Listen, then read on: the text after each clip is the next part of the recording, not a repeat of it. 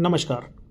आज का अपना टॉपिक है अजीत डोभाल ने पुतिन को भारत आने का न्योता दिया और इससे यह एक स्ट्रेटेजिक सिग्नल है वेस्ट के देशों के लिए। तो अभी हम आगे इसके बारे में बात करेंगे। मेरा नाम है मंगेश त्रिपाठी और यह मेरा एक पहला वीडियो है जो कि एक्सटर्नल अफेयर्स के ऊपर बेस्ड है। अगर कहीं कोई गलती हो रही है तो प्लीज़ आप मुझे कमेंट करके बताइएगा कि मैं इसमें क्या सुधार कर सकता हूँ। तो चलिए शुरू करते हैं। हम देखते हैं भारत की विदेश नीति के इतिहास में कुछ ऐसे पल होते हैं जो कि आने वाले वर्षों की दिशा तय करता है। जैसे कि अजीत डोभाल का राष्ट्रपति पुतिन को दिया गया आमंत्रण भी एक ऐसा ही क्षण है। यह केवल एक मुलाकात का प्रस्ताव ही नहीं बल्कि दुनिया को यह बताने का एक स्पष्ट संकेत है कि भारत अपनी राह खुद चुनता है और अपने मित्रों के साथ मजबूती से खड़ा रहता है। हम आगे देखेंगे एजेंडा। आज हम बात करेंगे इस न्योते के पीछे की संदेश की। हम अंतर्राष्ट्रीय मीडिया की प्रतिक्रिया भी जानेंगे। भारत की विदेश नीति की मूल सिद्धांतों की भी हम विश्लेषण करेंगे। रूस के साथ हमारा ऐतिहासिक संबंधों के बारे में भी हम बात करेंगे। अमेरिका के दबाव में लिए गए संतुलित फैसलों की भी हम थोड़ी चर्चा करेंगे और अंत में पूरे घटनाक्रम से हमें क्या सीख मिलती है और आगे की क्या दिशा होगी यह हम देखेंगे। अब हम बात करेंगे भारत की स्ट्रेटेजिक ऑटोनॉमी और न्योते का क्या अर्थ है। तो आपको पता होगा फरवरी 2023 में मॉस्को का माहौल बहुत ही तनावपूर्ण था। रूस पर पश्चिमी देशों ने अपनी कड़े प्रतिबंध लगा चुके थे और भारत पर भी यह दबाव था कि वह रूस से दूरी बना के रखे।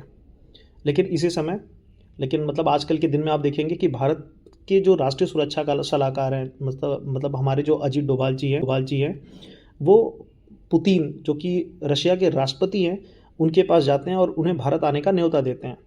यह आमंत्रण सिर्फ कूटनीति की नहीं बल्कि दुनिया को यह बताने का भी साहस करता है कि भारत अपनी विदेश नीति में पूरी तरह स्वतंत्र और अपने हितों की समझौता नहीं करता। आप समझ रहे होंगे कि भारत कहीं पे भी कॉम्प्रोमाइज़ नहीं करना चाहता। तो हम आगे बात करेंगे। हम आगे देखेंगे कि ये जो हमारा न्यूज़ है ये क्या इसको कौन पुष्टि करता है, इस न्यूज़ को कौन पुष्ट करता है। तो इस घटना की पुष्टि भारत और दुनिया भर की जो भी प्रतिष्ठित मीडिया हैं जैसे कि एबीपी लाइव, आउटलुक इंडिया और रूटर्स, इन्होंने बहुत ही विस्तार में इसके बारे में लिखा है। 8 अगस्त को 2025 को प्रधानमंत्री नरेंद्र मोदी ने फ़ोन कर राष्ट्रपति पुतिन से भी बात की थी और उनको आमंत्रण दोहराया भी था कि भाई आप आइए, दोबारा भारत में आइए। और भारत रूस वैश्विक शिखर सम्मेलन की योजना भी पक्का ही कर दिया गया है। तो ये सारी चीज़ें एक डेवलपमेंट हो रही है जो कि आप लोगों को जानना बहुत ज़रूरी है। अंतर्राष्ट्रीय मीडिया पहले से ही संकेत दे रही थी कि अगस्त के अंत तक शायद भारत का दौरा करेंगे राष्ट्रपति पुतिन। तो अब हम और आगे देखेंगे। हम अब बात करेंगे भारत की विदेश नीति के स्तंभ, किस बेसिस पे भारत इतना कॉन्फिडेंटली मूव चल रहा है, इतना मूव हो रहा है और किस कॉन्फिडेंस पे भारत उनको न्योता दे रहा है इतना प्रेशर आने के बाद भी।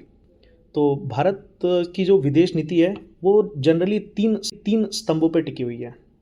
पहला बहुपक्षीयता, नॉन अलाइनमेंट कह सकते हैं या मल्टीपल अलाइनमेंट या ऑल अलाइनमेंट कह सकते हो, जहाँ हम सभी वैश्विक शक्तियों के साथ संबंध रखते हैं और किसी एक खेमे में नहीं बंधना चाहते हैं। ऐसी जो हमारी दूसरी शक्ति है वो है ऊर्जा सुरक्षा, जिसके लिए हम विभिन्न देशों से व्यापार और ऊर्जा सहयोगी को बढ़ाते हैं।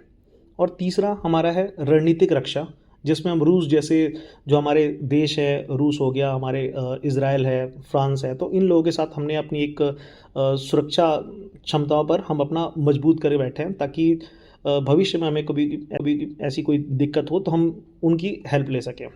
अभी फ़िलहाल में जैसे हमारे साथ रूस खड़ा है। अब हम और आगे की बात करेंगे। तो भारत और रूस का हम ऐतिहासिक संबंधों को समझेंगे कि भारत और रूस का ऐतिहासिक संबंध कैसा है। तो आपको पता होगा भारत और रूस का जो ऐतिहासिक संबंध है दशकों पुराना है। शीत युद्ध के समय से लेकर आज तक यह एक मित्रता है, विश्वास और सहयोग समान दृष्टिकोण पर आधारित है दोनों के। रक्षा के क्षेत्र में भी भारत और रूस का बड़ा सहयोग एक दूसरे पे। रूस के रूस में ऊर्जा के क्षेत्र में भी परमाणु ऊर्जा, तेल और गैस में गहरा सहयोग किया है मतलब भारत का। और जो हमारे अंतर्राष्ट्रीय मंचों पर भी दोनों देश अक्सर एक ही पक्ष में खड़े रहते हैं, मतलब दोनों का एक ही डिसीजन होता है, जो कि बहुध्रुवीय विश्व व्यवस्था का समर्थन करता है। मतलब ये किसी एक देश को या किसी एक तरफ, मतलब किसी एक देश को आगे, मतलब चाहते हैं कि ये सभी लोग मिल करके काम करें, सभी का अगर अच्छा ही हो रहा है तो हम सभी की बात करें। और ये चीज़ शायद अमेरिका को पसंद नहीं आता। तो अब हम बात करेंगे आगे अपने अगले स्लाइड में अमेरिका में दबाव का संतुलन, जो हमारे अमेरिका भारत को अपने इंडो पैसिफिक रणनीति और कांड में भी मतलब सक्रिय देखना चाहता है। मतलब इंडो पैसिफिक जो है वो अमेरिका चाहता है कि वो उस स्टेज पे इंडिया मजबूत रहे, जबकि रूस के साथ जो संबंध है भारत के, उससे वो नाराज़ भी रहता है, उस पर वो चाहता है कि वो इससे दूरी बना के रखे।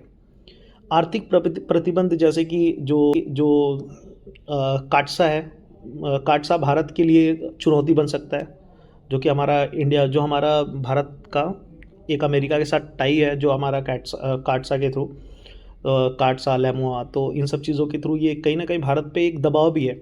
लेकिन भारत ने हमेशा संतुलन बनाए रखा है, जहाँ ज़रूरी हो अमेरिका का साथ सहयोग, और जहाँ पे राष्ट्रीय हित की बात है वहाँ रूस के साथ मजबूती के साथ खड़ा रहता है।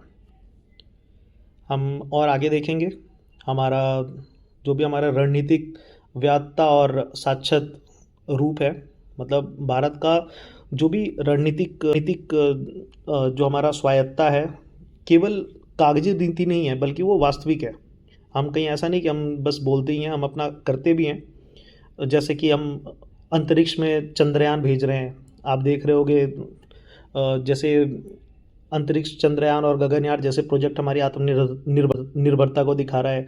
सैन्य अभ्यास हम अमेरिका, जापान, ऑस्ट्रेलिया के साथ भी और रूस के साथ भी एक अंतर्राष्ट्रीय मंचों पे G20, ब्रिक्स और शंघाई कॉरपोरेशन ऑर्गेनाइजेशन, सभी हमारी भूमिका मतलब सक्रिय स्वतंत्र है। मतलब इन सभी के साथ आप देखोगे कि भारत का इन्वॉल्वमेंट एक बना रहता है।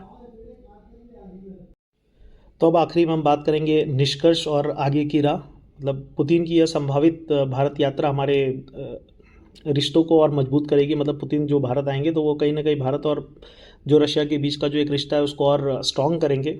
यह घटना अपने आने वाले वर्षों में भारत और अंतर्राष्ट्रीय स्थानों को और ऊंचा उठाएगी।